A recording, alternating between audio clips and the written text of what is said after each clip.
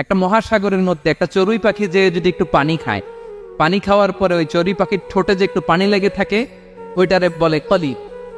আল্লাহ বলে মহাসাগর থেকে পানি খাওয়ার কারণে চড়ুই পাখির ঠোঁটে যে একটু পানি লেগে আছে, এই পানিটা হচ্ছে তোমরা পৃথিবীতে যারা আছো সবার জ্ঞান, সবাই মিলে এতটুকু জ্ঞান, আর পুরো মহাসাগরের পানি হচ্ছে আমি আল্লাহর জ্ঞান। তাহলে আপনার জ্ঞান তো অনেক বেশি। এজন্য জ্ঞানের বড়াই করা যাবে না। আল্লাহ বলেন ওয়ালা ইউহিতুনা বিশাইইন মিন ইলমিহি ইল্লা বিমা শাআ।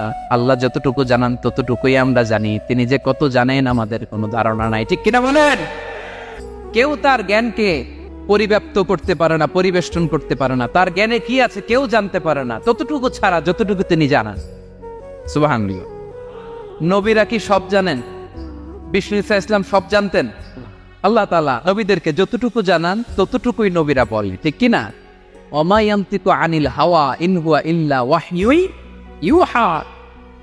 আল্লাহ যতটুকু জানায় নবীরা ততটুকু বলতে পারে।